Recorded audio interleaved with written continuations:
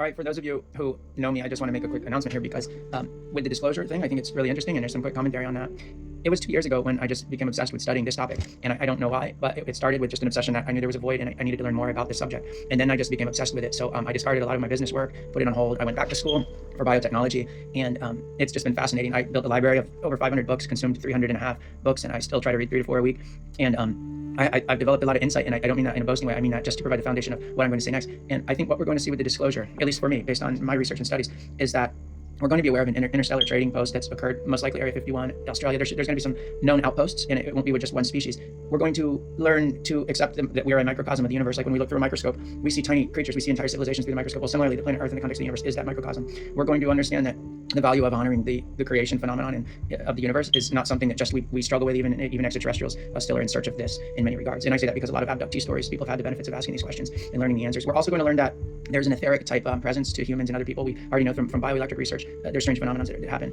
And we talk about the soul, the presence of the soul, the zinc spark at birth, and all these things. And there's a potential of the metamorphosis, like the caterpillar to the butterfly, of becoming a being of energy. I feel strongly in this. Why not? That could be an evolutionary construct. I think also over the next 5 years, we're going to see a big push in the change of diets in human beings, because right now we run slaughterhouses. And I ask my kids, I say, well, if you're really hungry, are you prepared to eat our cats? Are you prepared to eat our dog? And of course, the answer is always no. And I'll make another post about the diet thing in general. But what we will find is that we've been so ignorant that everything, including vitamin B12, it exists in plant form. Less than 25% of entire vegetation on Earth has been untapped. So the dietary change is something we're going to see, and I think this will be introduced to us gradually. But instead of slaughterhouse fast food restaurants, we'll have opportunities to eat just more natural food that's in abundance. For example, duckweed. It grows on the top of ponds. There's more duckweed in the world to feed the entire population, and it's a never-ending resource, and it provides vitamin B12. So our dietary habits have to change. We live in a culture of obesity now and a lot of eating due to stress. So our competitive rather than collaborative aspect of society is going to take a big change. The currency of society is going to morph from a currency of winning, the currency of the dollar, or whatever, Great British pound, to a currency of happiness. And for example, whether I'm top lawyer or whatever, or the trash man who picks up the trash from my house, we can have the same level of currency and happiness. Therefore, our lives can both be fulfilled with equal happiness, despite us having different roles. So a big change there is coming. And the more that people value it, if we're told, hey, you're going to transcend and you have a spirit, well, then the less it matters to buy things and fight in the capitalist society. Because I spent 20 years in the grind, just building businesses, working nonstop. I packed in like 5 lifetimes in one lifetime so far, statistically, how much I did.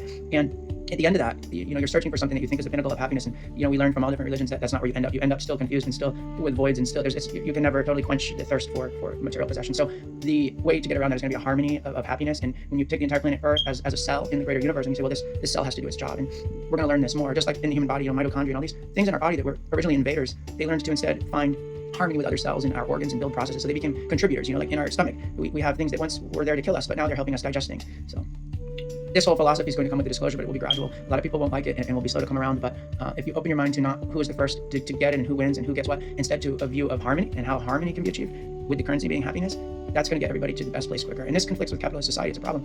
And that's going to be one of the hardest things to reconcile, because once you remove capitalism, you fall into the territory of socialism. And the old adage there is, everybody took a test. One person studied and got an A, the other didn't care and got an F, but the teacher gave everybody a C. And so that demotivates productivity. And so then if there's nothing to win and gain, such as what's offered in capitalism, the moral and the work ethic of humanity drops, it declines drastically. So that's the challenge is, well, why should we still work hard if you're going to take away the rewards of capitalism? And again, that has to come back to, because we're all team members of a greater cell, and the cell needs to be vibrant and healthy. But I can say over the past 2 years, since I've jumped into this research, and it's strange that now we have disclosure, but I've seen this theme. I stopped eating meat a while ago, and that's been challenging. Even dairy, and I'll make another post on this, is not great. In the olden days there was reasons, but modern day it's the enslavement of the cattle, and it's really bad. So respecting all life in general to the extent capable is what we need to do, because you want the aliens to respect our lives as well, right? Not just stomp on us. So that's what I predict. Let's look forward to announcements on interstellar trading, the need to change our diets, the need to change our fundamental view of why we are alive, from being competitive and capitalist to more harmonious and helpful.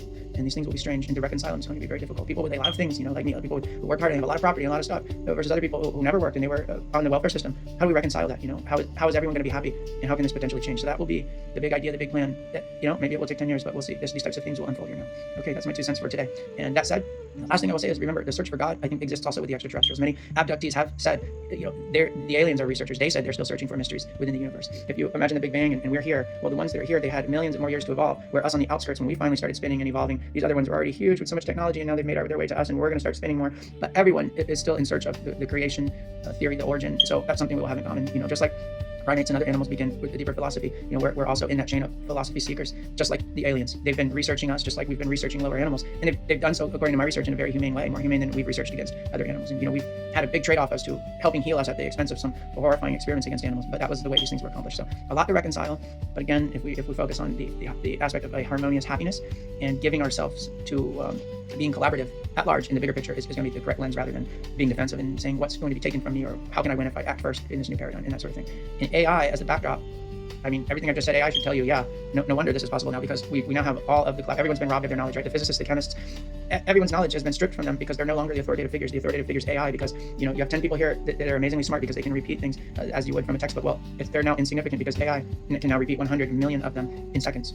So therefore, it's not to say those people are no longer relevant or important, but it's a good lesson in humility, because these people now understand that, hey, I'm serving a greater force. I'm serving a humanitarian force, a planetary force, which involves responsibility for animals and other creatures as well. And it's no longer about me. There's no more narcissistic component. There's no, so much academic stuff is just fighting for who publishes what first and who said it first and who can get something named after them. All that becomes insignificant. People don't realize that AI has already washed all that out. That doesn't matter anymore, because now intelligence and knowledge is a collective. It's a collective through AI. If AI is abolished and we lose all our technology, sure, we'll go back to this thing of it being decentralized and scholars and so on. But otherwise, now it's a collective. A great new paradigm, and it's fascinating, but it's not bad if we see it from this collaborative aspect, and happiness for all being the new currency. And it's much easier to achieve than trying to achieve a system of wealth for all or abundance of material things for all, those somewhat ignorant concepts.